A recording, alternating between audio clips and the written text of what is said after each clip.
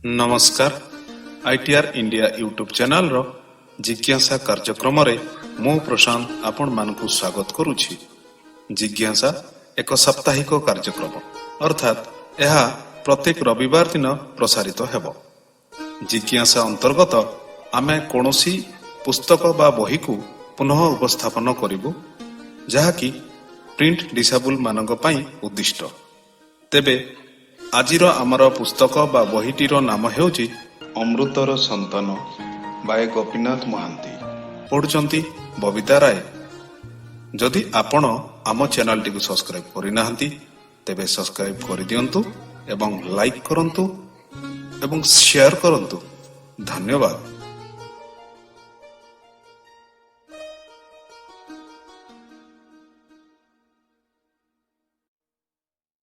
नमस्कार ITR India मु बबिता राय।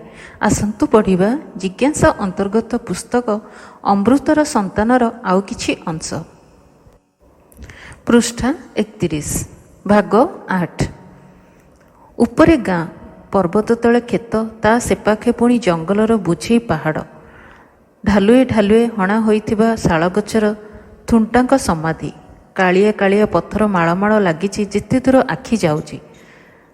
दुई करे आहुरी जंगल मझिरे पता जागारे सुआ लगी अलसी लगी उपरको उपरको बड़ हरड़ कांदुल सभा तले धान अधे सुआ मांडिया कटा हो गलानी अधे कंचा अच्छी धान हेलानी हलदिया जेझा जेझा क्षेत्रे रातिरे जगिबा घर होईछि। केते घर उच्च भाड़ी उपरे केतेटा कुड़िया उच्च उच्च गोजिया पत्थर उपरे।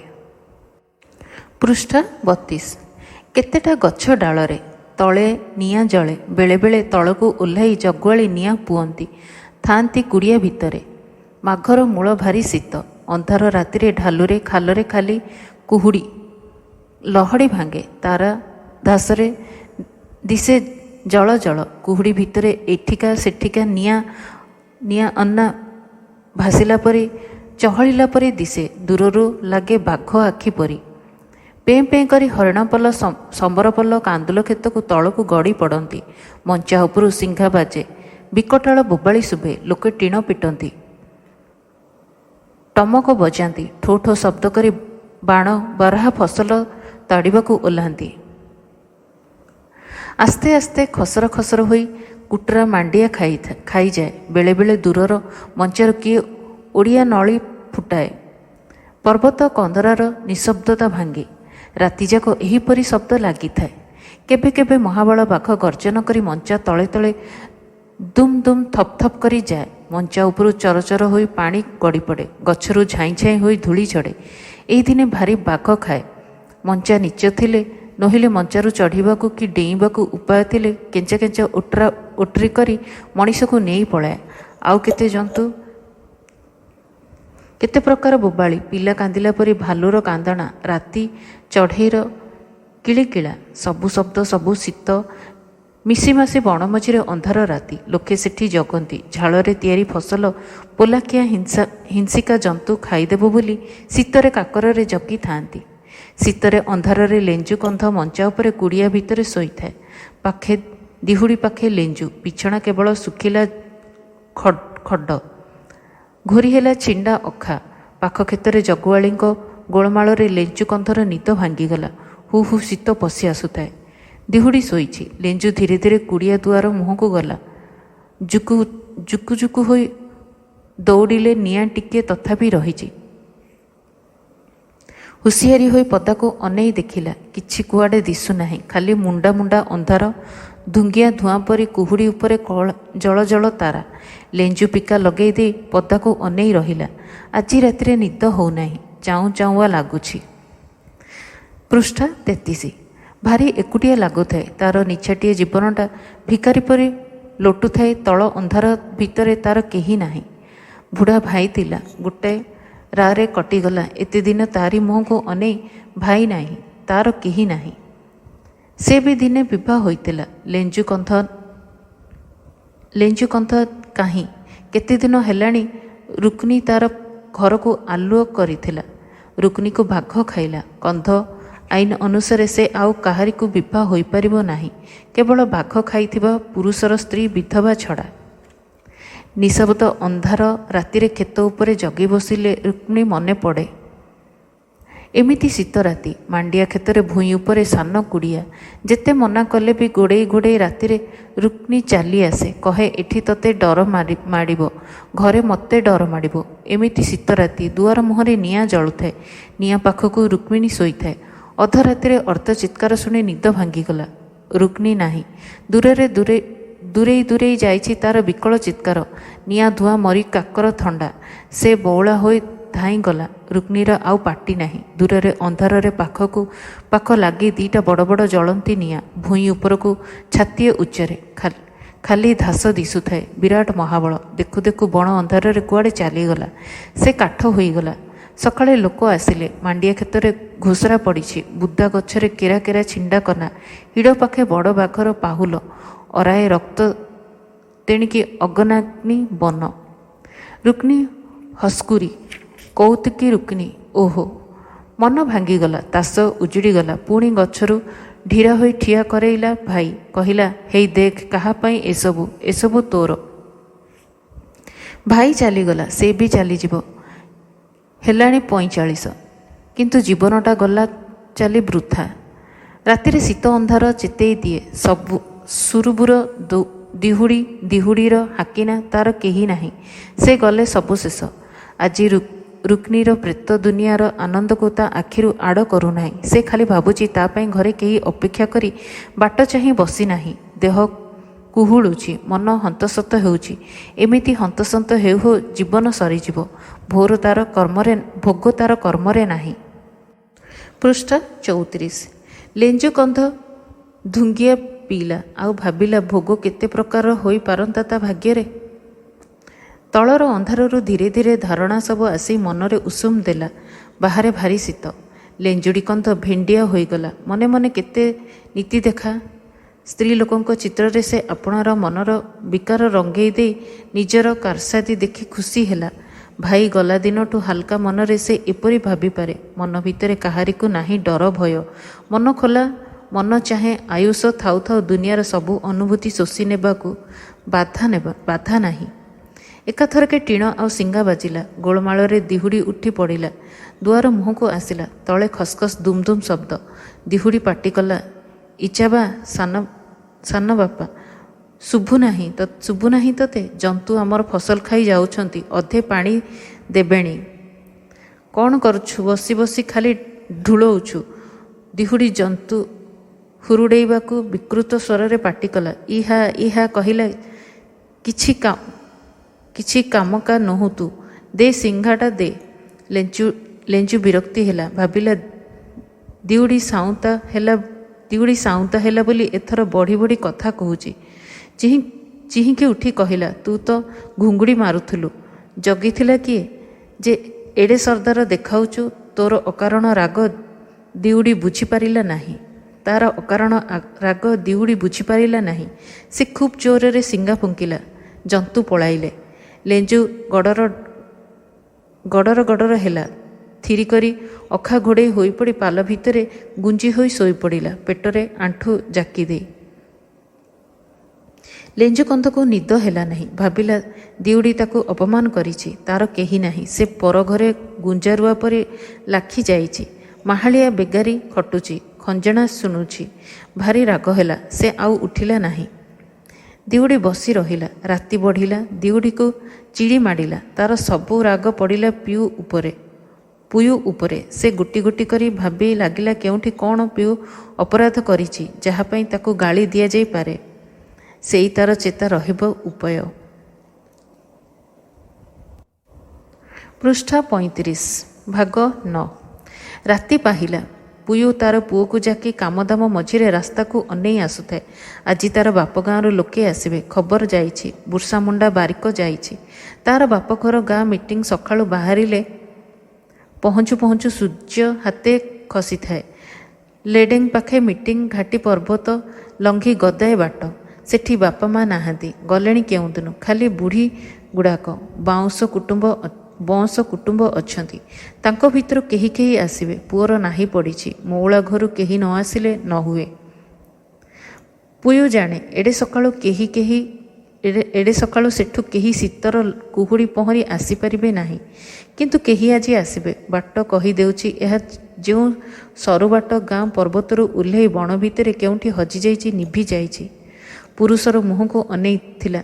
ସେଦିନ ବାପ ଘରେ ଗାଁର ପର୍ବତ ଝରଣା ଭୁଲିଥିଲା ନୀତି ନାଟକ କରିବା।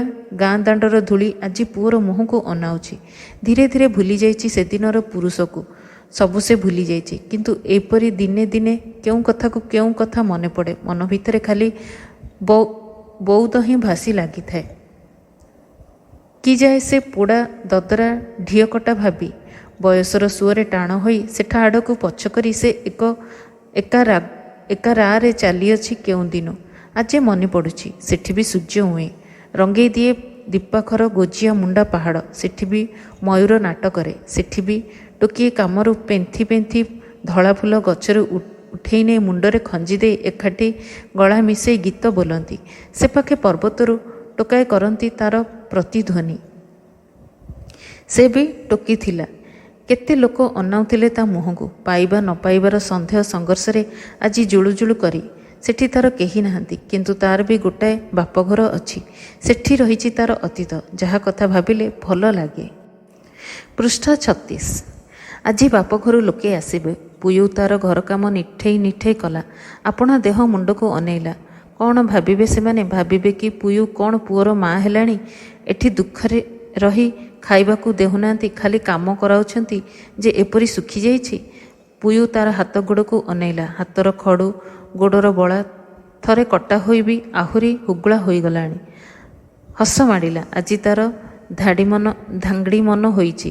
ଯେତେବେଳେ ଦେହର ଅଭାବ ମନକୁ ଖରାପ ଲାଗେ, ଯେଉଁଠି ବେସୁରା ହୋଇ ଫିଟିପଡ଼େ ମନର ରାଗିଣୀରୁ। ନଣନ୍ଦକୁ ବହେ ଥଟ୍ଟା କଲା। ଆଜି ମୋର ବାପଘରୁ କିଏ ପୁଣି ଆସିବେ ଲୋ?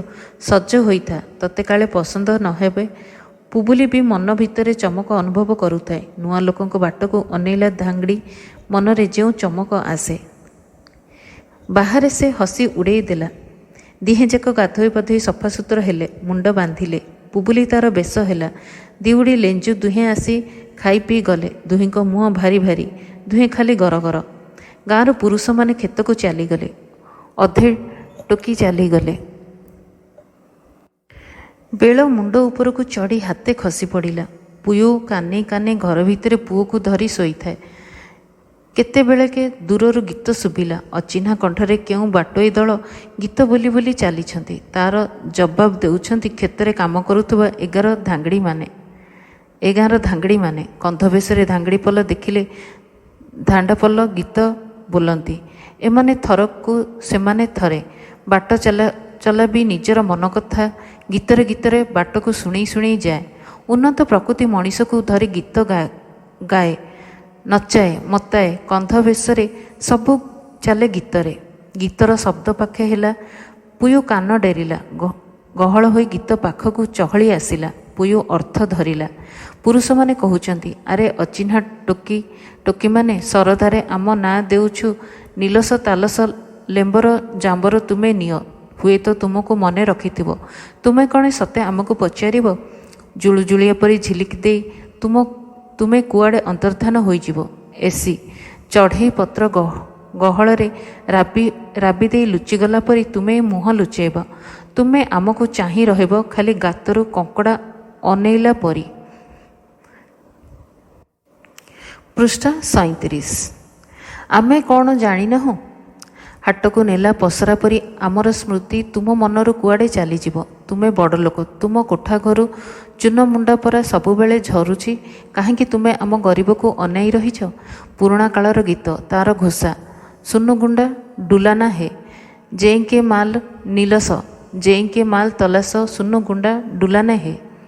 ଜେଇଁ ଅରଗୁଲୁ ବାଇଲେ ସେଇ ଡୁମ୍ବର ବୋଇଲେ ସୁନୁଗୁଣ୍ଡା ଡିଲାନା ହେ। ପରିଚିତ ଅଞ୍ଚଳରେ ପରିଚିତ ଗୀତ। ପୁୟୁ ଦୌଡ଼ି ଆସିଲା। ପାହାଡ଼ ତଳି ବାଟେ କେଉଁମାନେ ଏକାସ୍ୱରରେ ଗୀତ ବୋଲି ଉଠୁଛନ୍ତି। ଗାଁ ସେମୁଣ୍ଡେ ପଞ୍ଝାଏ ଟୋକି ଗଛ ଆଢ଼ୁଆଳରେ ଠିଆ ହୋଇ ଗୀତର ଜବାବ ଗଡ଼େଇବାରେ ଲାଗିଗଲେ। ଦୂରରୁ ଟୋକି ପଞ୍ଝାମାନେ ଏକାଠି ହୋଇ ଗୀତର ଜବାବ ଗାଇ ଗାଇ ଗାଁ ଆଡ଼କୁ ଆସୁଛନ୍ତି। ସ୍ୱରର ହାବୁକା ଲାଗିଛି। ସୁନୁ ଗୁଣ୍ଡା ସାଙ୍ଗକୁ ହିଗା ହଳଦୀ ଗୁଣ୍ଡା ନା ତମେ ସିନା ଧନୀ ସୌଦାଗର, ଏତେ ହଳଦୀ ସାଇତିଛ, ସବୁବେଳେ ତମ ଘରେ ହଳଦୀ ଗୁଣ୍ଡା ଝରୁଛି। ଦୂର ବାଟର ବାଟୋଇ, ମାନ ଅଭିମାନ ଭୁଲିଯାଅ, ପରିଶ୍ରମ ଭୁଲିଯାଅ, କାମ ତ ସବୁବେଳେ ଲାଗିଛି। ଆସ ଆମ ଗାଁକୁ ଆସ, ଆମ ଗାଁରେ ଅଟକି ଯାଅ। କେତେ ଗୀତ ଗାଇବା, ନାଚ ନାଚିବା, ଦେଖିବା ଆମେ ତୁମକୁ ଭୁଲିବୁ କି ତୁମେ ଆମକୁ ଭୁଲିବ।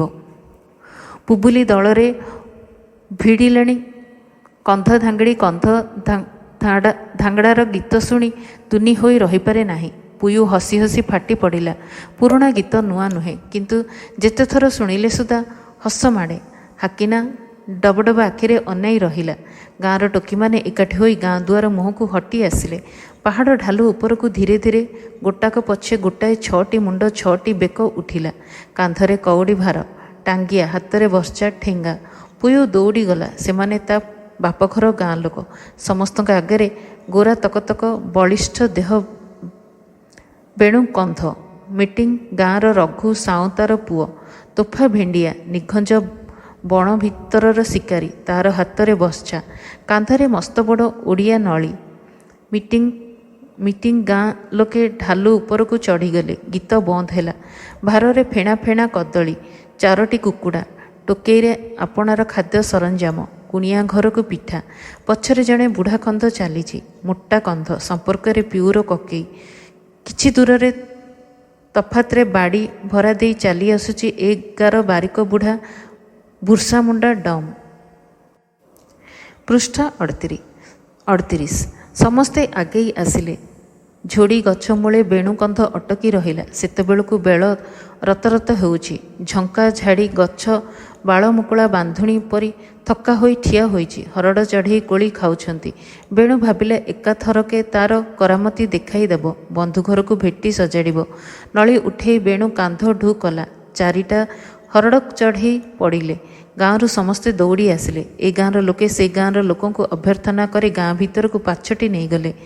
ଦିଉଡୁ ସାଉତାକୁ କ୍ଷେତରୁ ଡାକିବାକୁ ଖବର ଦେଲା। ଭାଗ 10। ଗାଁ ମଝିରେ ବଡ଼ ଚଟା ପଥର ପଡ଼ିଛି। ବସିବା ଜାଗା। ଗାଁ ଭେରାମଣ। ସମସ୍ତେ ସେଠି ବସିଲେ। ଆଗ ଧୂଆଁପତ୍ର ଆଦାନ ପ୍ରଦାନ। ଅଣ୍ଟାର କୌପିନି ପିନ୍ଧା ଡରରୁ, ମୁଣ୍ଡର ଚୁଟିରୁ ବଡ଼ ବଡ଼ ପତ୍ର କାହାଳି ବାହାରିଲା। ଖଣ୍ଡେ ଶୁଖିଲା କୁର୍ହେଇ ଡାଙ୍ଗ ଉପରେ ଆଉ ଖଣ୍ଡେ କୁଜିଆ କୁର୍ହେଇ ଡାଙ୍ଗ ସିଧା କରି ଥୋଇ 2 ହାତରେ ବଳି ନିଆଁ ଟିକିଏ କିଏ କଲା। କାହାଳିରେ ନିଆଁ ଲାଗିଲା। ଟୁପ୍ଟାପ୍ ଗପ ହେଲା। ଧୁଙ୍ଗିଆ ପିଟା ପଙ୍ଗତ ଲାଗିଗଲା କନ୍ଧ ରୀତିରେ। କେବଳ ହସ ଥଟ୍ଟା ଆଉ ବାଟର ଗପ। କନ୍ଧ ଆଉ ଧୁଙ୍ଗିଆ ଅଭେଦ୍ୟ। ଗପ ଲାଗିଥାଏ। ପିଲା ବୁଢ଼ା ସମସ୍ତେ ଗମତ ଜମେଇଥାନ୍ତି। ସମସ୍ତେ ଭସ୍ ଭସ୍ ଧୂଆଁ ଛାଡ଼ୁଥାନ୍ତି। ପାଖକୁ ପାଖ ଲାଗି ହୋଇ ବସି ଅନର୍ଗଳ ଗପ। ଏ ବର୍ଷ ବାଘ କିଆ ସେତେ ବେଶୀ ନାହିଁ। ହୁଏତ ଏଣିକି ବଢ଼ିଯିବ। ବାଟରେ ବାଘ ରହୁଥିବା ଗୋଟିଏ ବାରା ବଣ ଭିତରେ କେଉଁ ଘୁଟ୍ଘୁଟ୍ ଠକ୍ ଠକ୍ ହୋଇ ବୋବାଉଥିଲା। ବାଘ ଯାହାକୁ ଖାଏ ତାର ପ୍ରେତ ବାଗ୍ଡୁମା ହୋଇ ବଣ ଭିତରେ ବୁଲୁଥାଏ। ସାନପିଲା ପରି ଆକୃତ, ମୁଣ୍ଡ ଚନ୍ଦା, ଓଠ ଆଉ ଆଖି ଖୁବ୍ ନାଲି। ବାଟରେ ଆସିଲା ବେଳେ ବାଗ୍ଡୁମା ନିଖଞ୍ଜ ବଣ ଭିତରେ କାଠ ହାଣୁଥିଲା। ଉତାଣି ପିଲା ପରି କାନ୍ଦ ଥିଲା। ଏତକ ଶୁଣି ପାଣ୍ଡୁ କନ୍ଧ କାନ ଠିଆ କରି ଆଖି ଗୋଜେଇ ପଚାରିଲା, କୋଉଠି? ସେ ଦିଶାରୀ ତାକୁ ବିଦ୍ୟା ଜଣା ଅଛି। ଏମିତି କିଳି ଦେବ ଯେ ଆଉ ବାଘଡୁମା ଦେଖା ଦେବ ନାହିଁ। ନହେଲେ ବାଘଡୁମା ସମସ୍ତଙ୍କୁ ଡରେଇବ। ମଣିଷଖିଆ ବାଘର ଲାଞ୍ଜରେ ଚଢ଼ି ତାକୁ ଆହୁରି ମଣିଷ ଖାଇବାକୁ ଶିଖେଇବ। ମଣିଷ ଗୋଷ୍ଠୀର ସବୁ କାଇଦା କଦର ବତେଇ ଦେବ ତାକୁ। ପୃଷ୍ଠା 39। ବାଟରେ କୁଟ୍ରା କାନ ହଲେଇ ସୁଆଁ ଖାଇ ଯାଉଥିଲା। ବଡ଼ ଚାଲାକ ସେ। କ୍ଷେତ ମଝିକୁ ଆସେ ନାହିଁ। କ୍ଷେତ କରେ ଜଙ୍ଗଲ ପାଖେ ପାଖେ ଚରୁଥାଏ। ବେଣୁ କନ୍ଧ ଛୁଟି ଯାଇଥିଲା। ବୁଦା ଉହାଡ଼ରେ ଛପିକା କୁଟ୍ରା ଶୁଣିପାରି ବଣରେ ପଶିଗଲା। ହଁ, ନ ହେବ କାହିଁକି? ମୟୂର ଦେଖିବାକୁ, କୁଟ୍ରା ଶୁଣିବାକୁ, ଏପରି ପ୍ରବାଦ ଅଛି। ସତ କଥା। ଫସଲ କଟାକଟି ଆରମ୍ଭ ହେଲାଣି ଚାରିଆଡ଼େ। କିନ୍ତୁ କ'ଣ ହେବ? ଏତେ ବୋଝ ଫସଲ ସବୁ ପଶିବ ଯାଇ ସାହୁକାର ଘରେ। ବିଲକୁ ହଳ ଯିବା ପୂର୍ବରୁ ଭୋକିଲା ଶୋଷିଲା ଦିନରେ ସାହୁକାର ଆଗତୁରା ଦାଦନ ଲଗେଇ ଦେଇଛନ୍ତି। ସେତିକି ବେଳୁ ଭାଉ ଠିକଣା କରି ଦେଇଛନ୍ତି। ଟଙ୍କାକୁ ଲୋକେ ଦେଖି 20 ମଣା, ଲୋକ ଦେଖି 30 ମଣା ଧାନ। କିଏ ସେତେବେଳେ ଟଙ୍କା ନେଇଛି, କିଏ ଗଣ୍ଡିଏ ଧାନ ନେଇଛି, କିଏ ବା ଟୋପାଏ ମଦ ପିଇଛି। ସେତିକି ଯୋଗୁଁ ବର୍ତ୍ତମାନ ସାହୁକାର ଘରେ ଅଜାଡ଼ି ଦେବାକୁ ପଡ଼ିବ କନ୍ଧ ଦେଶର ସବୁଯାକ ଫସଲ। ଧାନ, ମାଣ୍ଡିଆ, ସୁଆଁ, କାନ୍ଦୁଲ, ରାଶି, ଅଳସୀ, ଜଡ଼ା ସବୁ। କଥାବାର୍ତ୍ତା ଲାଗିଥାଏ କେଉଁ ଗାଁରେ କେଉଁଦିନ ସାହୁକାରର ଦୂତ ଦେଖା ଦେଲେଣି। ତାପରେ ଅଧିକାରୀମାନଙ୍କର କଥା। ଏଇ ଫସଲ କଟାକଟି ଦିନରେ ସେମାନଙ୍କର ବି ଦେଖା ମିଳେ। କିଏ ଆସେ ଖଜଣା ଅସୁଲ କରିବାକୁ, କିଏ ଘର ତନଖି କରିବାକୁ। ତାଙ୍କରି ଭାରୁଆ ଦରକାର, ଜିନିଷ ଦରକାର, ଅନେକ ଜିନିଷ ଦରକାର। ତାଙ୍କୁ ବି କନ୍ଧିଆ ଭାଇ ସନ୍ତୋଷ କରିବ। ତେଣୁ 2 ଗାର କନ୍ଧ ଏକାଠି ହେଲେ ଅଧିକାରୀମାନଙ୍କ ପରିତି ଖବର ବି ପଡ଼େ। ଗୋରୁ ରାଗ କଥା। କିଏ ଗୋରୁକୁ ଘାଙ୍ଗି ଦେଇ ପରର ଗୋରୁକୁ ମାରି ପକାଏ, କିଏ ବିଷ ଦିଏ।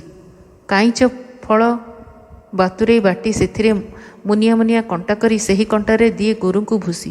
କିଏ ବା ଟାଙ୍ଗିଆ ମୁଣ୍ଡିରେ ଗୋରୁର 2 ଶିଙ୍ଘ ମଝିରେ ପାହାରେ ପକାଏ ନିଛାଟିଆ ଝୋଲାରେ।